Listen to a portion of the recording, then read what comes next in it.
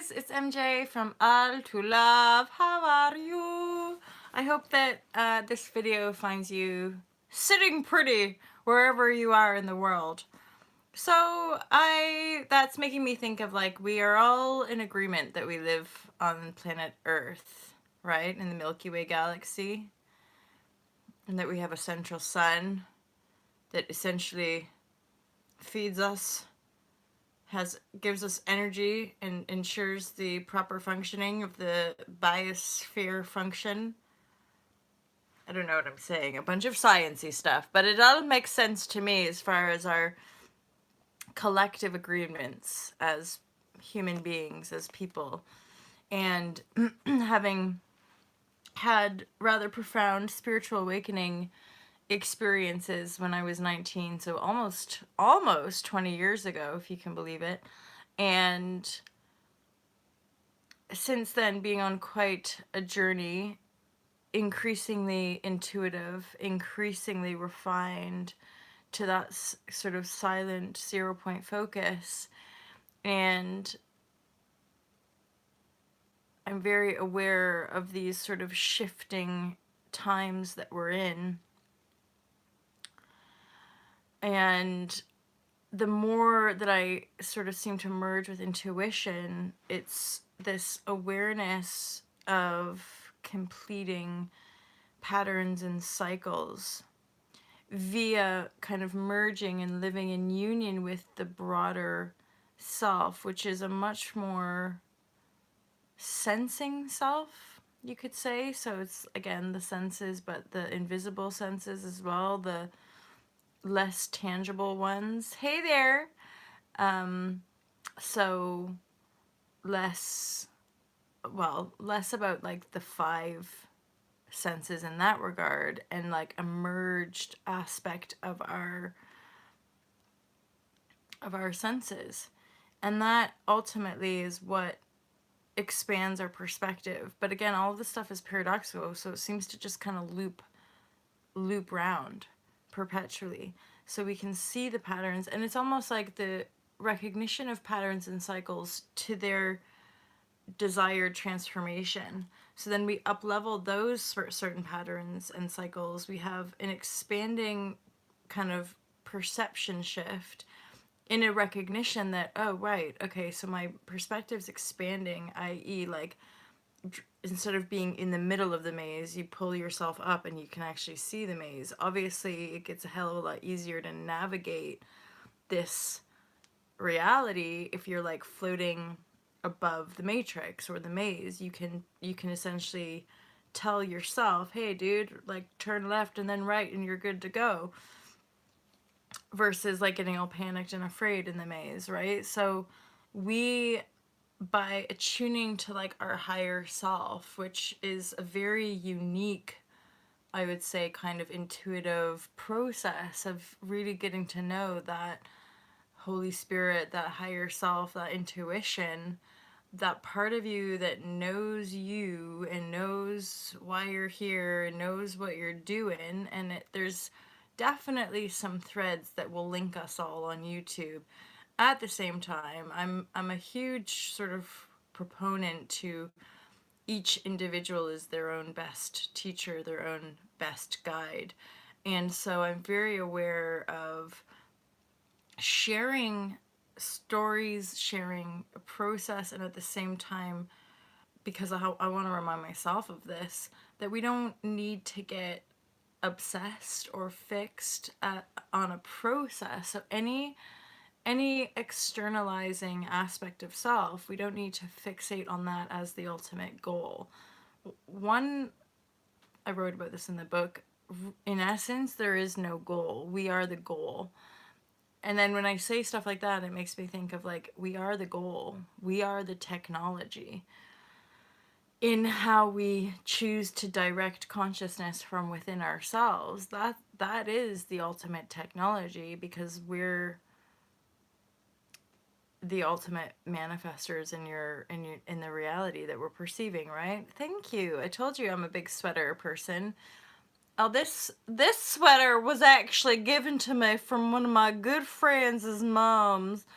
You know when like moms go through their cupboards and then they find like old stuff? So I'm pretty sure this is like a hand knit bad boy from like the 70s or some shaz. It's all baggy and nice. And then I got this one, which is also from a charity shop. Pardon me. This is also one of my faves.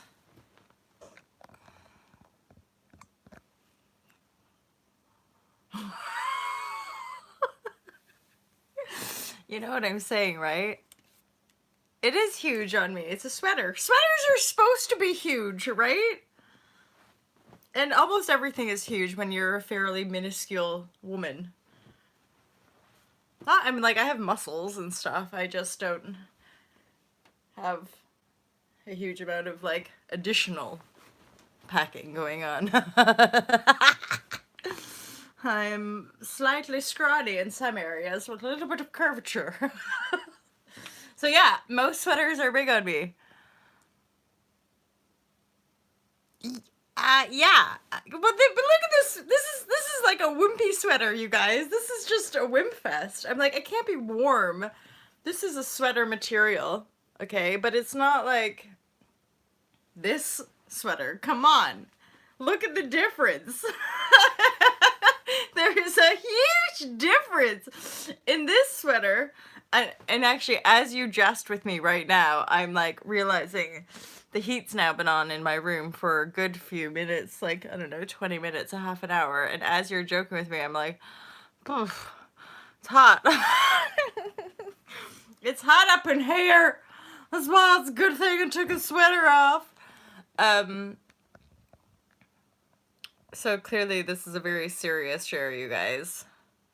I mean, yeah, if one could only dip into my mind for like 20 seconds every morning, it would be hilarious to see how I sift through like thought form and like extract the nuggets that like highlight to me. Similarly, when I'm in a conscious relaxation or meditation, like hells, yo, the codes that are like bombarding into our consciousness field is pretty monumentally awesome and wild.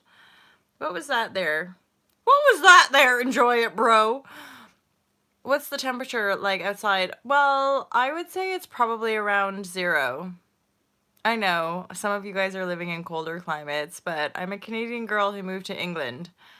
I do find this hilarious, alright?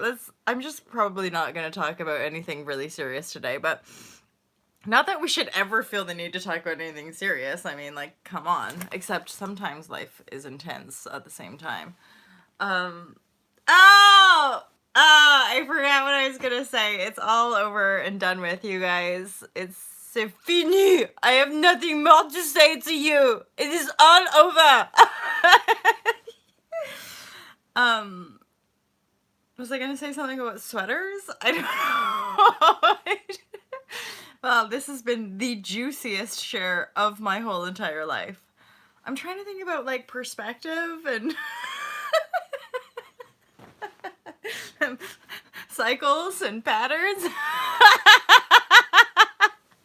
I don't. I appreciate you. Keep me in the present moment. Like, this is what I mean about like people who have like books and like they like, well, I have a book here and I've written a book, but I mean like, okay, so part of the reason, so first I have my spiritual awakenings. I read Eckhart Tolle, The Power of Now, like presence, and I'm like, yes, I'm gonna be a present badass Jedi warrior throughout life. And then like 3D Matrix life takes over, and it kind of like veers me away from that. But it always like my spiritual awakenings and like Eckhart Tolle and those teachings always kind of like stayed with me. And I end up doing the ego thing. I mean, like, yes, I'm going to be an actress. I'm going to go pursue an acting career in England. And then I did that, and then for a few years, I was, one, getting into yoga because I was dying inside from pursuing an acting career. And then 2, for money, I was teaching 2.5-year-olds. Present badass Jedi warrior is hardcore indeed. So as a gig, I get a job teaching little drama kiddies, like 2.5 years. And I'm not a very maternal person, so one, like, hanging out with kids is not my forte in the first place, but, like, two, trying to teach 2.5-year-olds drama whilst their parents, and this is kind of like a posh neighborhood in Liverpool, and so, like, so also Liverpudlians have this really funky accent, and like a lot of the mums in Liverpool, they're like, you know, we call them, I think, wags, although I don't want to be derogatory, but like, just like women who really do it up.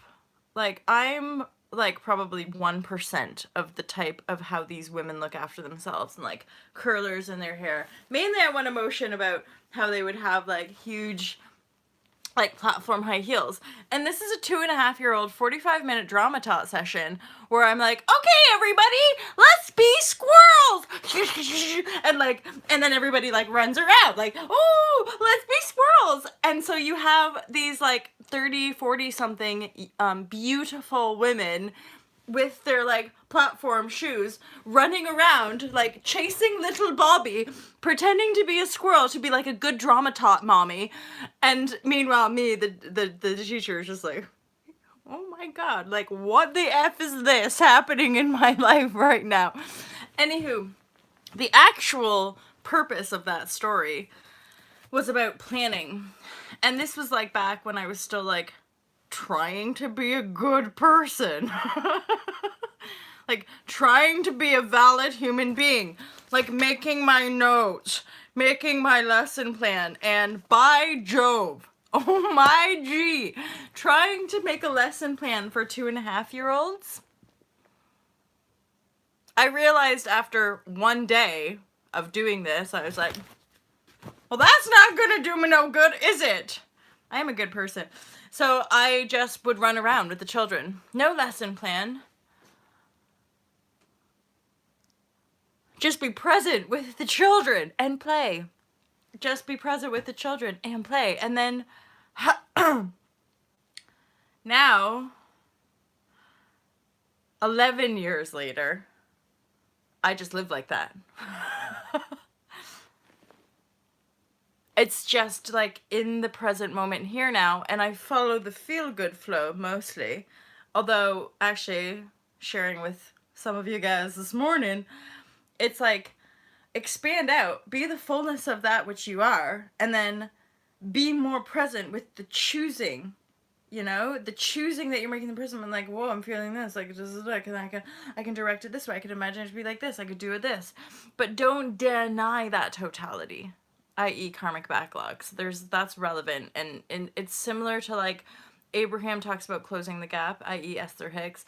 Teal Swan talks about completion process. So this is just, I'm just saying, it would appear that we have like a process of closing the gap, raising our vibration, and or not to be, raising our vibration, again, can be a little bit of false light language, because it kind of gives us a sense of like, we're all supposed to be super happy clappy all the time.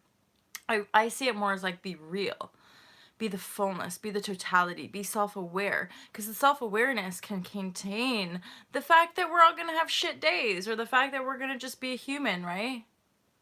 I have toe rings on both sides, my friend.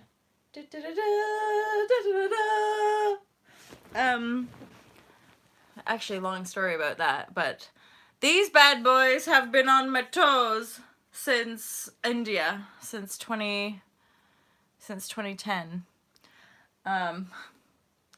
This is just story time with MJ, isn't it?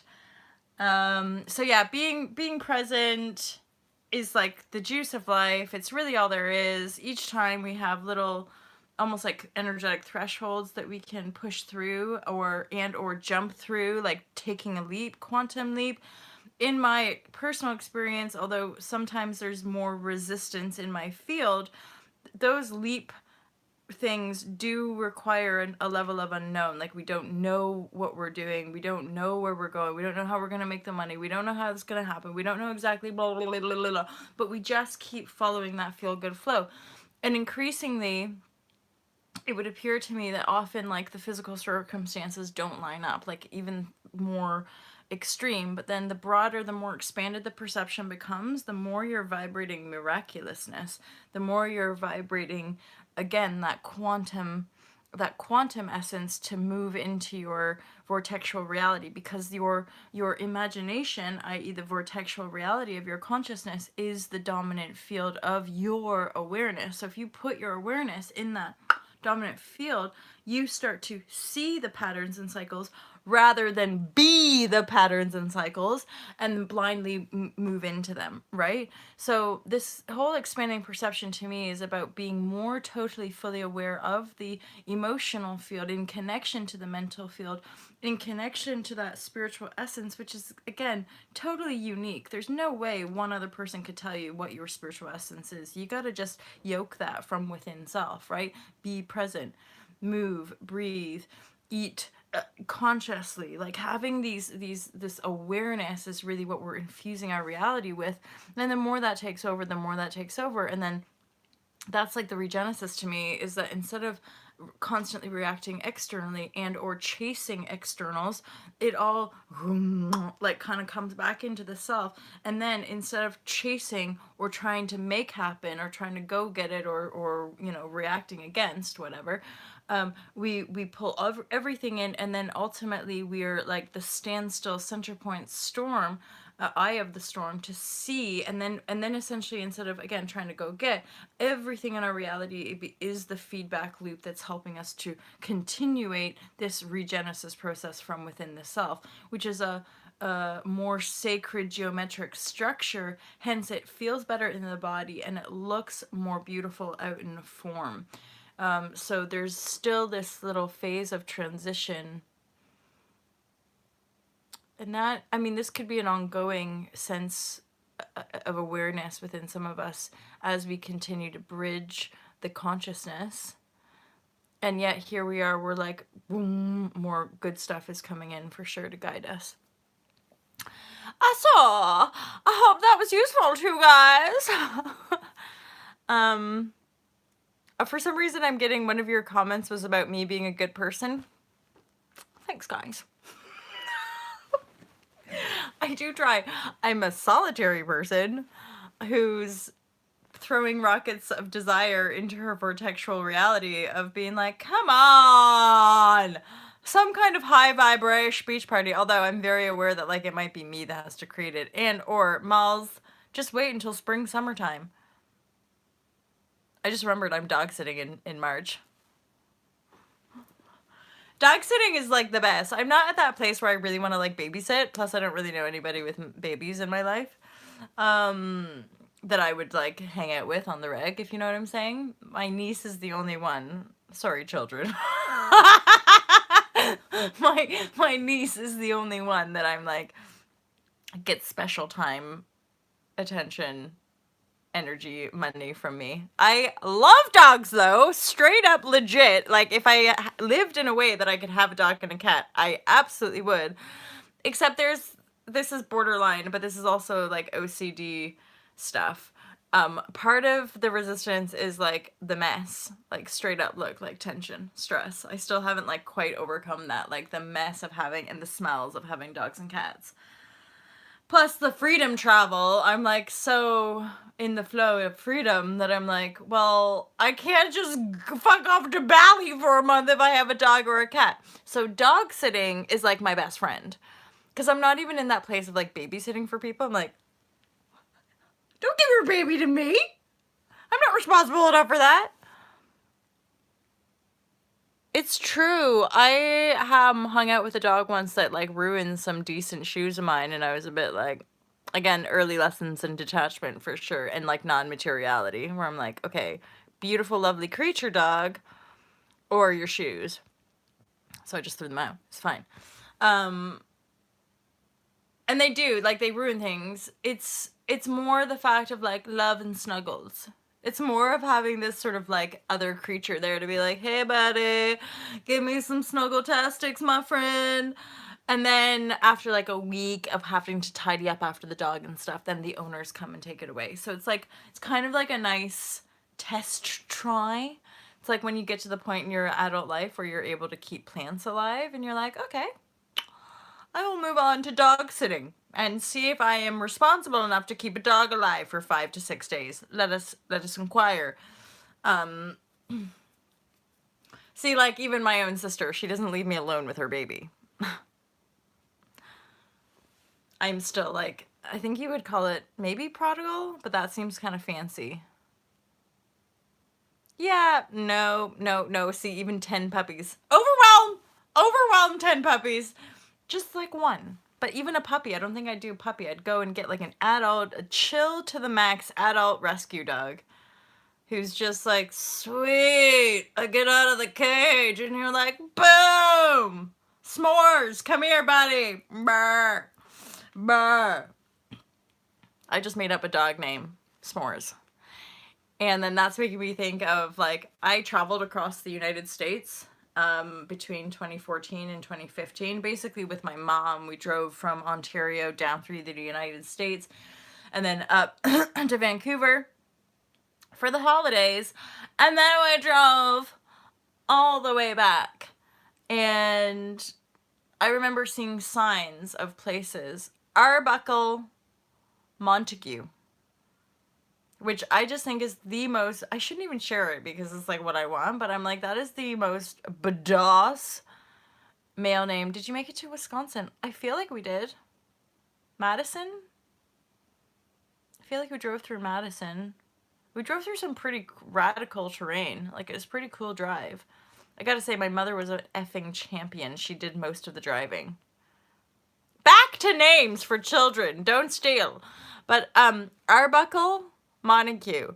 And then I just joked around, you live in Madison, enjoy it, bro. Oh, nice. I've got like a nice little crew of people. Andrew G's from Madison as well, I believe. And a friend that I met here. Ta-da! See? Oh, this is great. This is great! So yeah, if I ever had a boy child, although it could be a girl as well. Come on, let's be radical here. A boy child would be Arbuckle Montague. I just think that is the most rad name. Arbs! Arbs, get over here! Get over here! Because you just call him Arbs all the time. Anywho, that's a little insight into me. I think there were probably like 2 or 3 little golden nuggets in this share. But mostly it was just me talking about puppies and sweaters and making you guys be aware of how awesome my sweater life is. Ooh.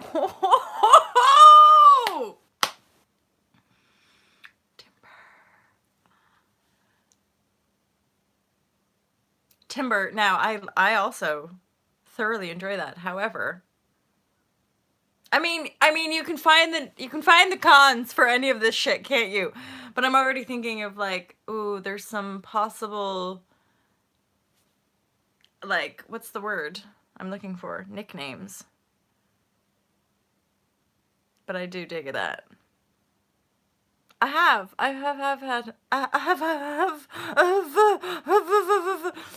had these coverings. I mean, some of this stuff, like, this is my mom's bedding from her storage unit, and she's had this for ages. But like, you know, mother. My mother's one of those women who buy lovely things. She's like the designer in the family. Like, we always grew up with like really lovely things and like nice homes and stuff. And I've tried to, like, look, that's her art. All of this is her bedding. That's my attempt of style. See that thing? The thing is, I don't buy limber timber. I wish she would be limber. Limber timber. So I try to buy pretty things and like kind of like replicate my mom's style and design stuff, but it's not quite the same as somebody who has a real knack and passion for it, right? Anywho, so thank you guys for being here this morning. It's a short little share because that's all I feel like, because you guys distracted me. You guys, it's all your guys' fault. It makes it more fun, doesn't it? At the same time, like, there's obviously not that much important things to talk about other than the fact that the shit is hitting the fan on the global paradigm, you guys. The global paradigm is shifting for all of us. Don't be sorry, my friend. Don't be sorry. I don't even like to use that word, alright? Apologies, or pardon me. But none of us are sorry. Don't be sorry to be here. Heart, love, vibrashe, my friend. Enjoy it, bro. Oh my my god. So 2 plans. Actually 3. 3 plans. 3 plans for you, my friends. One of 3 is to check out our online courses. That's going to help Ultra Love and Team Love and me specifically, and the other people that I work with. So Team Love has online courses, transformational online courses, which are probably more rad, real, badass, authentic, down to earth, and actually transformative. Plus, it's just me and a small team, so I think that rocks out for you guys. And then 2, keep smiling, because we all love a smile. And 3, I hope to see you again tomorrow in a different sweater with my toe rings, because I never take them off. I think that was it. That was not at all the 3 things that I meant to say. It's just what came out. But whatever I meant to say is like totally gone from my brain. So I'm going to do some editing for Spirituality Simplified. I'm rather stoked, I've got to say. I'm rather stoked about the work that I'm doing. Sweaters don't feature. In fact, little tank tops and little ballet clothes feature because I was in ballet. Oh yeah, pardon me. No need to be sorry. Thanks, enjoy it, bro. It was nice to see your tag handle. So, you guys, I love you loads. Thank you for being here. That is all from me.